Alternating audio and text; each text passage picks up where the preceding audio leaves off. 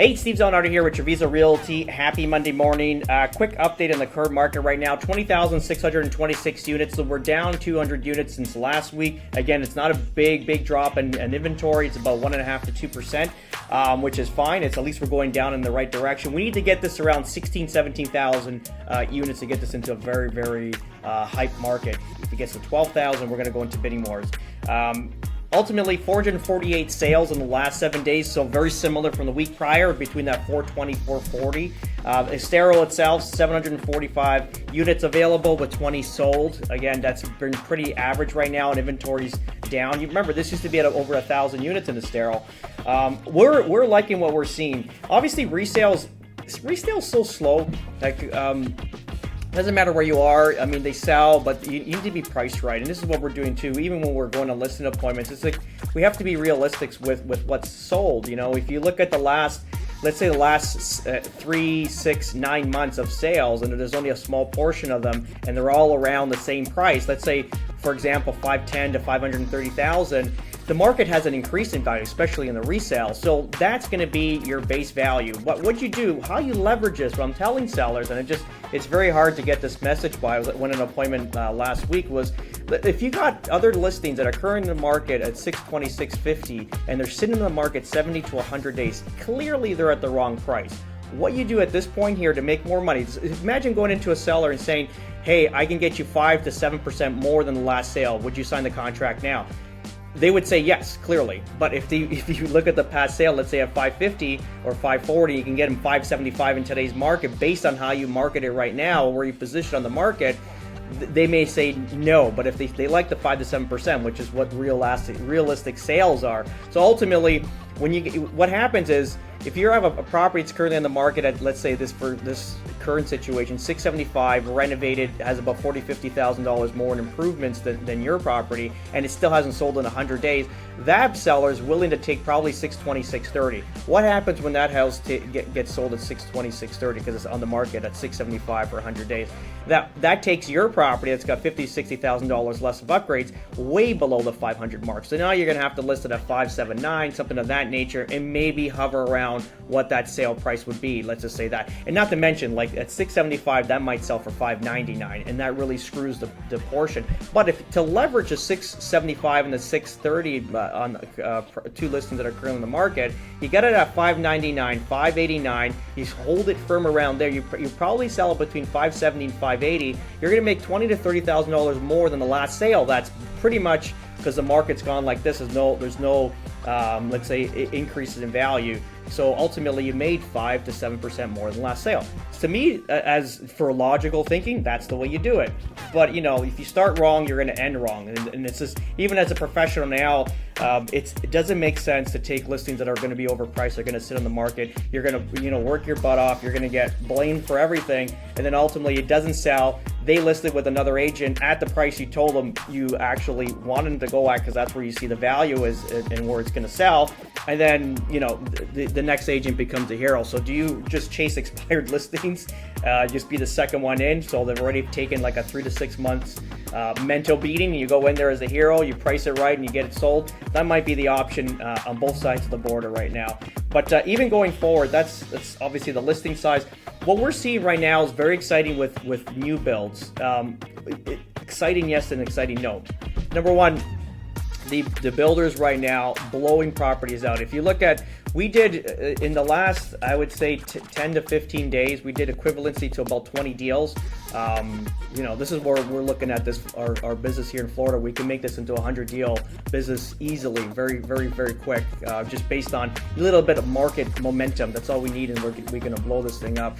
But ultimately, equivalency is about 20 deals in the last, let's say, 15 days, because we wrote up 12 to 13 contracts, but there's some really large ones in there that are basically equivalent to about 20 transactions.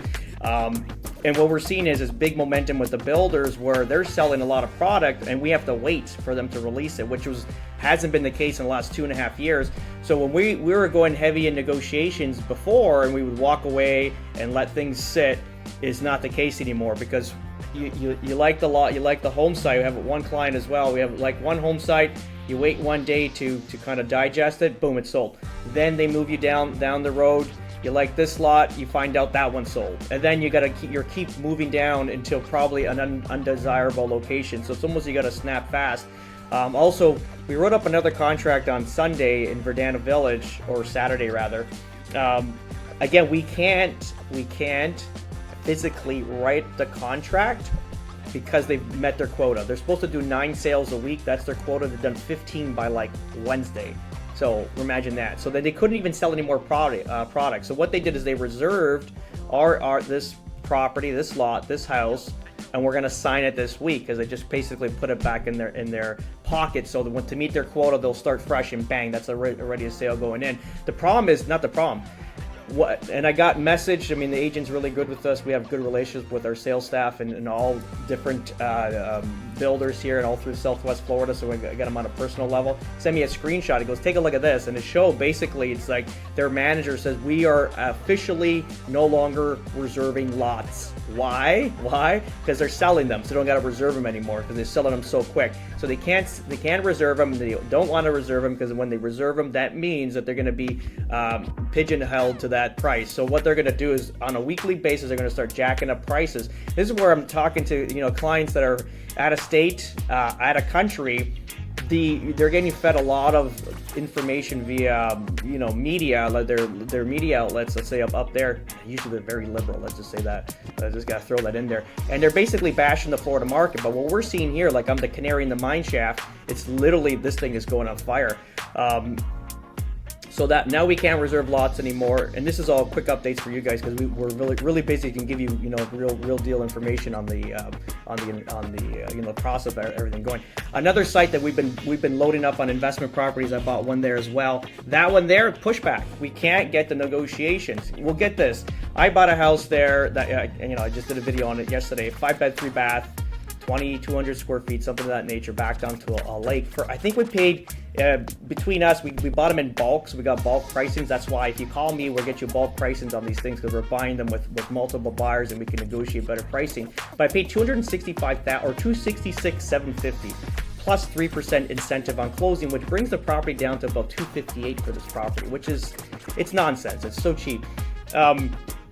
Now, like they just sold one last week, and my specific model, again, we're on a beautiful lake, south exposure, the whole thing, they sold it for $304. So if you kind of look at the value there, let's do fast math. Steve Zelenardo's fast math here, 266. It's literally 12 to 14% more. So I made 12 to 14% appreciation in literally a couple of weeks, which is great. We have just a few more left on this lake here. We got, I think there's 2 more 2 stories, and then there's about 5 single stories, like bungalows that we can make deals on, like these bulk offerings. Other than that, we're screwed. We're gonna they're gonna kick us right out of this market, and we're gonna have to start paying.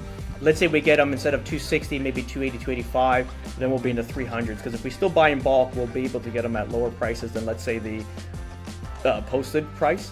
And for another same community, client bought a 4-bedroom, 3-bathroom, 1870 square feet, just around there. He paid around that 258 mark as well. They're listed on their actual website like a quick move in 329,000. So just to kind of go there, this is why we're loading up on real estate right now.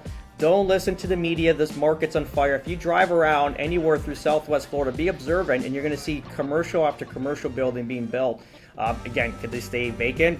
Could be, but ultimately there's a lot of money. A lot of these guys could have put a nail in these projects and not went into any production at all, or scraped the ground. They could have left the raw land. A lot of them, because last year was a pretty shaky market, and then this year was a little bit shaky coming in. Now we're starting to pick momentum, obviously, with the new admin, the new push into the U.S., which is great. So yeah, I think that's pretty much it for today. Yeah, if you're looking to definitely buy new real estate, let us know in advance, please, because then we can kind of like charter when they're going to release new inventory, get them at a good price. Again, they're not being too greedy right now. They're going to see bump ups on some of these properties. Let's say in Verdana Village, like the villas. We have a client that wants to buy 3 or 4 of them, and there's nothing for sale. They're not releasing them. They just sold like 8 or 9 of them last week. So they basically they have to build more in order to get them on the market and get them sold. So not even selling raw dirt either. So they're holding back. Why? Because they're going to jack their prices. You're getting them at 340 to 360 between that range. Now you're going to probably see them 350 to 370, 360, 380. Again, the increments here is not like up north where you have these big jumps of 50 to 100 to 200K. We're talking 10, 20, 30K. So it's not going to kick you out of the market, but you might as well, put your finger in the pie right now and lock up a property because it doesn't make sense. Rates are going down. The 10-year yield was fluctuating just above the 4 mark last week. They said it was the lowest rate in, 3 or 4 years, something of that nature. Jerome Powell didn't reduce his rates. I was wrong there for July, clearly. That was a different kind of meeting. I thought it was an actual meeting regarding the rates, but it was something different. That's pretty much it. We'll keep you posted on further updates. Have a great day.